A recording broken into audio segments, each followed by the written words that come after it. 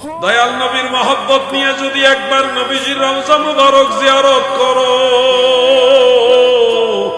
নূরের নবী তোমাকে ছেড়ে জান্নাতে যাবে না। এই ব্যাপারে অনেকগুলো হাদিস শরীফ রয়েছে। প্রসিদ্ধ একখানা হাদিস, যেটা এক জামাত মুহাদ্দিসিন তিনারা সহিহ বলেছেন, কেউ কেউ হাসান বলেছেন, ইমাম জুরকানি এটাকে সহিহ বলেছেন।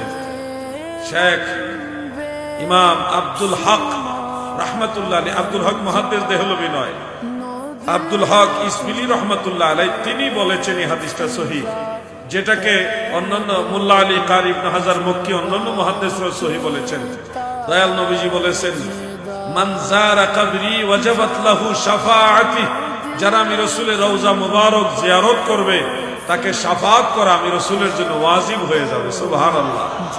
নবীজির মহব্বতে যদি জিয়ারত করেন, ওয়াহাবি খারিজিরা তো জিয়ারত করে কিন্তু মহব্বত নাই, নবীজিকে সালাম দেয় মহব্বত নাই, কিন্তু নবীর প্রেমিকরা চট্টগ্রাম থেকে রওজান থেকে যখন সোনার মদিনা যায়, মদিনার ধুলাবালি শরীরে মাখে, মদিনাতে পা লাগাইবার সময় যেমন কেমন একটা আনন্দ লাগে, আমি নবীর শহরে চলে আসছি, নবীর দেশে চলে আসছি, কত একটা আনন্দ।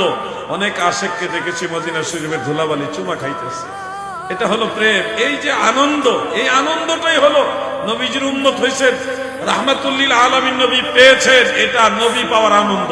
আল্লাহর কসম, এই আনন্দটাই হলো ঈমানের বহিঃপ্রকাশ। যুবক ভাইরা আমার, শানে রিসালাত নিয়ে আলোচনা করা মূল উদ্দেশ্য নয়।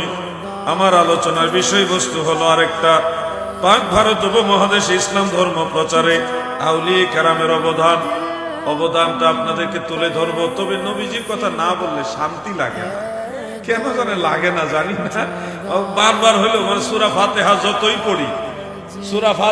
যতই পড়ি এটার মজা কমে না। সূরা ফাতিহা প্রত্যেক রাকাতে পড়ি, প্রত্যেক নামাজে প্রতি রাকাতে পড়ি, তারপরে এই সূরা ফাতিহার মজা কমে না। আমার নবীর কথা যতই বলি ততই মজা লাগে, এটার মজা কমে না, ঠিক কিনা?